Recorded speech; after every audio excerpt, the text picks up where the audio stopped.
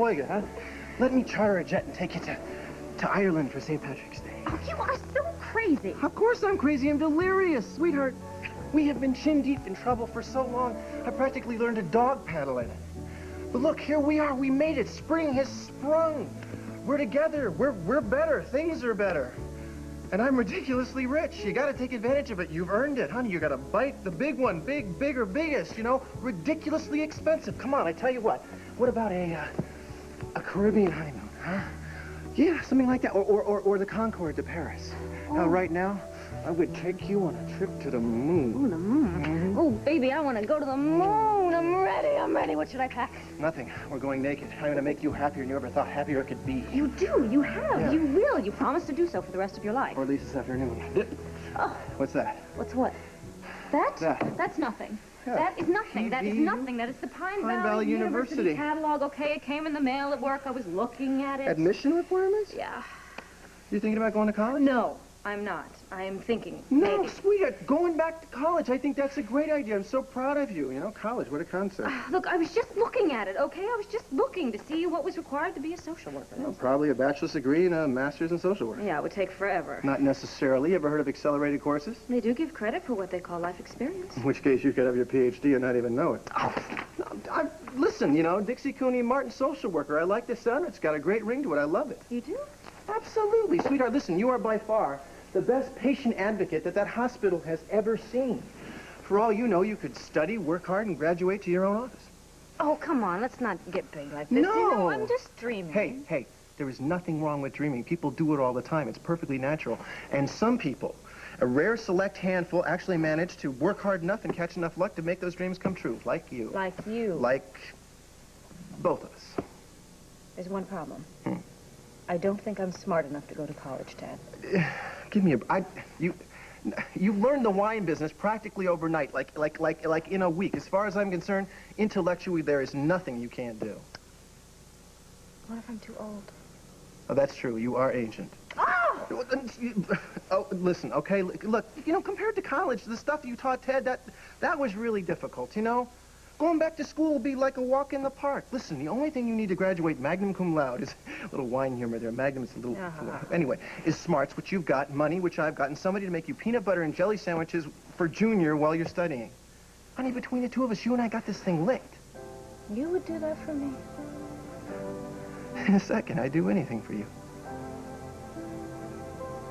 Nobody in my entire life has ever believed in me the way you do.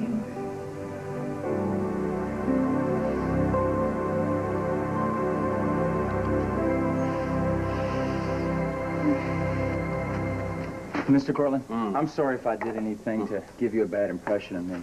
I don't want any hard feelings. Who said anything about hard feelings? What? Well, I was only trying to make a suggestion. And I rejected it. Look, Mr. Henry, one of my wife's many foibles is that she thinks that any man from below the Mason-Dixon line is a gentleman, born and bred. Sir, the South could have won the War of Northern Aggression with corn stalks. Only the North wouldn't use corn stalks. That was a joke.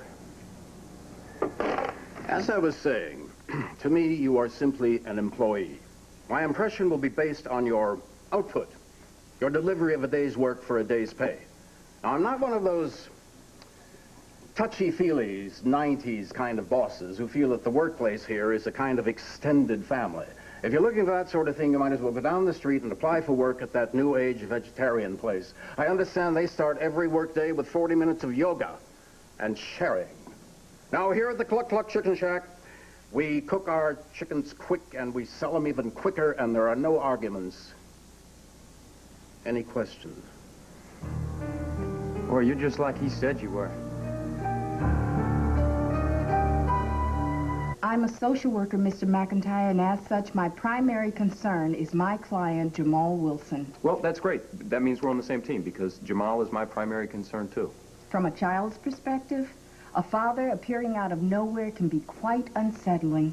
According to Jamal, his mother rarely spoke of his father. It was very clear to him at an early age that his father had abandoned his mother. Well, but I never knew that she was pregnant. I understand. Okay. What you need to understand is the boy has carried that anger for 12 years. Only in recent months, since he was given to Tom and Livia Cudahy... Listen, Tom and Livia are great. I have no complaint about them. They're terrific. But, I mean, come on, they're his foster parents. I'm his real father. Do you have any experience with children, Mr. McIntyre? No, I don't. But I learned very fast. And I want my son. Miss Hoganson, I've thought a lot about this since Tom told me. And I know that I can do the job. Okay, I know I'm going to have to make sacrifices. That's okay with me. I can assure you, Jamal is not going to lack for anything in my care. Have you thought about the problems you'd encounter raising an interracial child? Yes, I have. Well, you probably already know. The reason that Jamal's mother and I broke up was because I was a coward about race. I was a poor kid. I had rich friends. I wanted very much to fit in. And although I loved Janine very much, I was afraid that a black wife would hold me back. That's the biggest mistake that I ever made in my life. My selfishness destroyed a beautiful, bright young woman. And I regret that more than words can express. But the miracle is that Jamal exists. Because you see, now I have a second chance. I can honor his mother by raising him the way I know that she would have wanted him to be raised. With love and with respect. And I can teach him appreciation for both sides of his heritage. I can be the father that my son deserves. I know I can. Those are nice sentiments. Being a good father to Jamal is one way for you to make peace with your past, ease your remorse. But I have to wonder if it'll be the most positive thing for Jamal.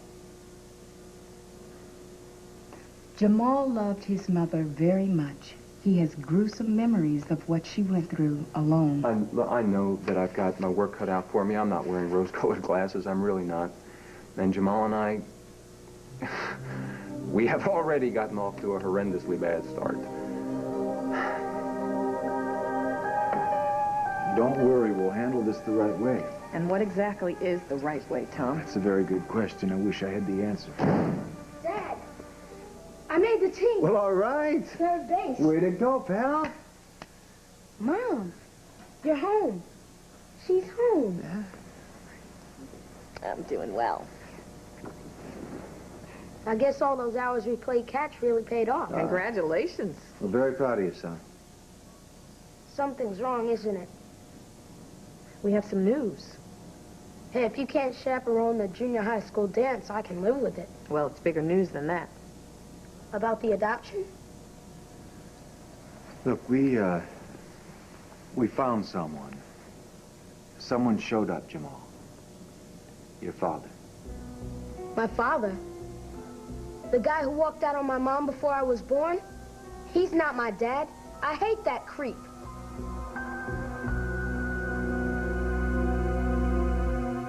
Bucket of wings and things. Let's see, you got 6 fries, 6 root beers, and there's 1 black coffee. Okay? Enjoy your meal. All right, young man, explain yourself. Who's been talking about me? I'm just like who said... I'm sorry, Mr. Cortlandt, I shouldn't have blurted that out. It was nobody. Just a guy I met down at the job bulletin board. He used to work for you once, but I forget his name. He said that you were a straight shooter and that you called it like it was. And man, he was right on the nose. I guess toadying up to you is a waste of time, huh, sir?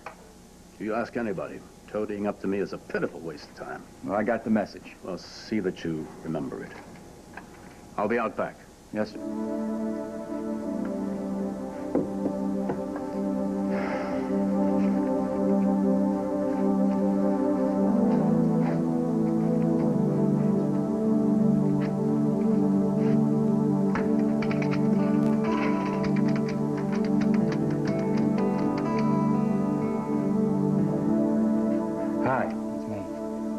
two things. The brother's dead, and I found him. And he's just like you said he was. And so is she. Would you do that for me? Would you help me study for the SATs? Sure, no problem. Piece of cake. I'll tell you what. I'll go out and I'll get all the relevant information. I'll buy all the books, and we can study together in bed. In bed? Good point. In the tub. We'll study together in the tub. We'll take turns soaking and asking each other questions. This plan is great. It keeps getting better and better. No. You keep getting better and better. Thank you. I dig you. Oh, baby. I dig you, too.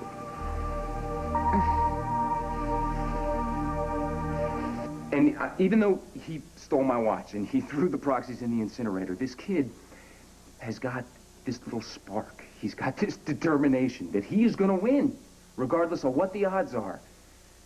And I like that. You know? I mean, don't get me wrong. I mean, he was a little pain in the neck. I could have kicked him from here to next Tuesday. But there's something about him that just got to me. You know, I guess he just reminded me of myself when I was that age. I don't know. But, I mean, I think that's something that we can build on. What about the attachment Jamal's formed to the Cudahys? Tom and Livia have been good foster parents, excellent role models for a boy like Jamal, who, the last time I talked to him, he wanted the adoption to go through as much as they did. But they're his foster parents. I'm his real father. If you remove him abruptly from the only stable home he's known since his mother died... Well, I know it's going to be difficult, and I'm sure there are things that I haven't even thought of, but I'm also sure that I can deal with them with care and with sensitivity. Let me tell you something. My son is as stubborn as I am. And he has my survival instinct. And I think he'll know what's right. For whom? You, Mr. McIntyre? Or Jamal? For Jamal. Well, no, and me, yeah, for both of us. I think that all we need is the chance to get to know each other. He's my son. I'm his father. And I think in a little bit of time, Jamal will accept that. We know what your dad did to your mom. He left before he even knew about you, and that hurt. Her. Hurt her, not me. Well, he never guessed that he had a son. And now that he knows, he really wants to meet you.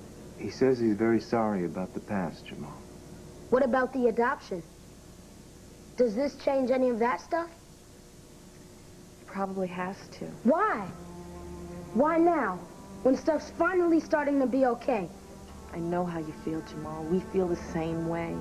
We love you so much. We don't want anything to hurt you again. Everything that happened to my mom was that jerk's fault. Why should I have to meet him? Because he wants to be a part of your life, Jamal. He wants to be your dad. He wants to make it up to you. I hate him. I don't want to meet him. Well, you've already met him. How?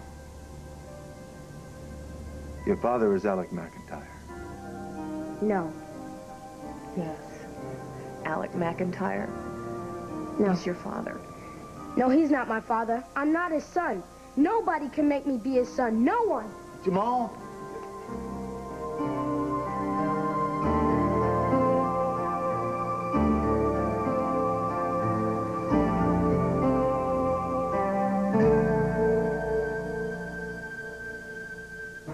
Stay tuned for One Life to Live, coming up next here on ABC.